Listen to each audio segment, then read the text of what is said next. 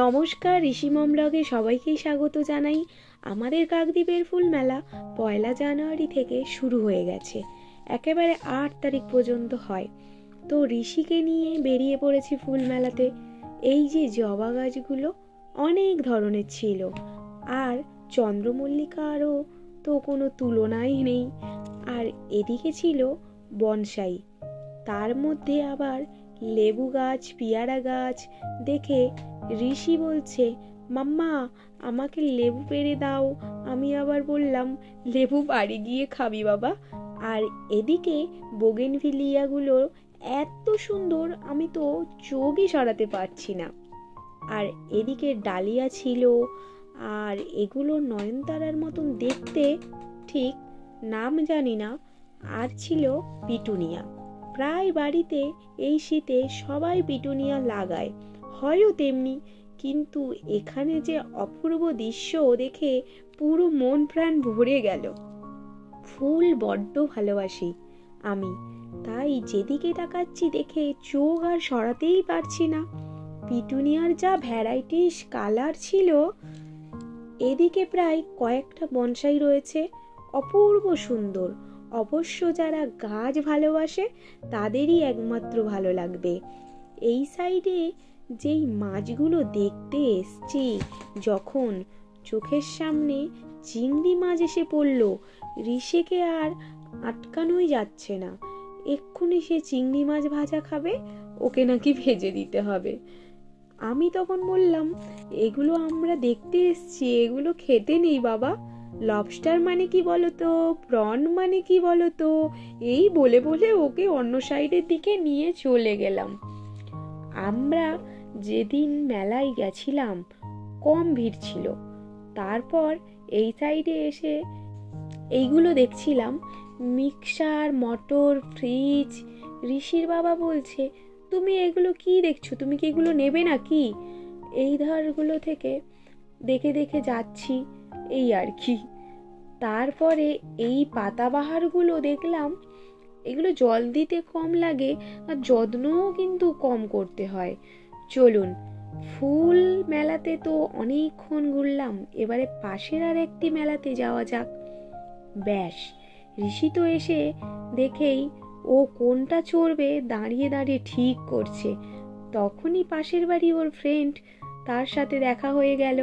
তারপর দুজনে একসাথে একটা গাড়িতে উঠে পড়ল। উঠেই তো ঋষি কি মজা, ভীষণ দাঁত বের করছে। কি মজা, দাঁত বের করেই আছে। ও তো ভীষণ মজা করছে, ঘুরছে আর সাইডে টাটা দিচ্ছে। ওটা চড়ে হয়নি, আবার নাকি ড্রাগন চড়বে। দুজনকে নিয়ে উঠতে হলো। আমি উঠতে পারিনি, কারণ আমি রাইডগুলো চড়তে পারি না, আমার ভীষণ মাথা ঘোরে। সে তো দিব্যি ঘুরছে, আবার আমাকে দেখে টাটাও করছে। আমি নিচে দাঁড়িয়ে রয়েছি ঋষির অপেক্ষায়। ব্যাস, ওদের ঘোরা শেষ হলো। ঋষি যেন নামার ইচ্ছেই নেই দেখুন। তারপরে কাপলেট দোকানে গিয়ে একটু কেনাকাটি করলাম। ওই যে চকলেট কালার আর ব্ল্যাক কালারের কাপগুলো নিয়েছিলাম, আর এই প্লেটটাও নিয়েছিলাম।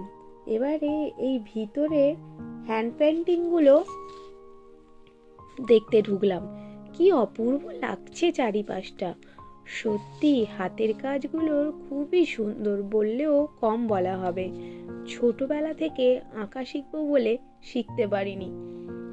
কিছু কিছু ডিজাইন আঁকতে পারি, কিন্তু এমন সুন্দর করে আঁকতে পারি না। তাই জীবনে খুব বড় আফসোস রয়ে গেছে আমার। এটা আবার চামচ দিয়ে করেছে দেখুন। আর এই গণেশটাও খুব সুন্দর হয়েছে। এই ট্রলারটা তো কোনো কথাই হবে না, কি সুন্দর নিখুঁত করে করেছে। মাছের ট্রলার যা যা থাকে খুবই সুন্দর। এগুলো যাদের আঁকা তাদেরকে জানাই আমার তরফ থেকে অসংখ্য ধন্যবাদ ও প্রচুর ভালোবাসা। এটা নারকেলের মালা দিয়ে করেছে। ছোট নৌকাটাও খুব সুন্দর। কি সুন্দর সব নিখুঁত করে করা।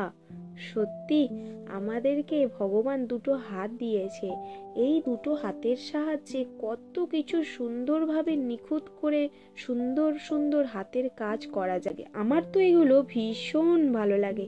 ব্যাস, অনেকক্ষণ তো হাতের কাজ দেখলাম, এবারে বাইরের দিকে যাওয়া যাক। এই কয়েকটা ফুল দেখা বাকি রয়েছিল, এই ফুলগুলো দেখেই বাড়ি চলে গেছিলাম। তারপরের দিন ঋষিকে নিয়ে আবার এসছিলাম মেলাতে। ঋষি তো এসে আবার একটা বাইক ধরে নিয়েছে, অবশ্য কিন্তু এগুলো চড়ার জন্যই এসেছে। ঋষি যা খুশি, বাচ্চারা খুশি হলে সত্যি মা বাবার মনও খুব ভালো হয়ে যায়, খুশি হয়ে যায়। ঋষি আর ঋষির বাবা এটাতে ওঠার জন্য আমাকে জোর করছিল। আমি বললাম, পাগল নাকি, আমি নিচে থেকে দেখে আমার মাথা ঘোরাচ্ছে, ওর উপরে উঠলে আমি পুরো শেষ হয়ে যাব। যারা উঠেছিল এত মজা করছিল, ওই দেখে খুব ভালো লাগছিল। আমিও মজা করছিলাম, কিন্তু আমি নিচে দাঁড়িয়ে মজা করছিলাম। এইটা আমার দেখতে বেশ ভালো লেগেছে। চলুন একটা নতুন কিছু দেখে আসি। এই যে এনাদের নাম গঙ্গা যমুনা। সত্যি কত কষ্ট, দু পার মধ্যে দুটো বডি, দুটো মাথা, চারটে হাত। আমার দেখে এত কষ্ট হচ্ছিল, কিন্তু ভগবান এনাদের এমন তৈরি করেছে। আবার এনাদের দেখার জন্য কত ভিড় দেখুন। বাইরে টিকিট কেটে ঢুকেছিলাম, সবাই টাকা দিচ্ছে দেখে ঋষিও বলছে আমিও টাকা দেব। সত্যি এনাদেরকেই দেওয়া উচিত। ঋষি তো একটা খেলনা দিতেই ঋষির আর কোনো বায়নাই নেই। তারপর রোল খেলাম, খেয়েই বাড়ি চলে গেছিলাম। ভিডিওটা কেমন লাগলো জানাবেন, আর ফুলগুলো কেমন লাগলো জানাবেন। সবাই ভালো থাকবেন, সুস্থ থাকবেন, সাবধানে থাকবে।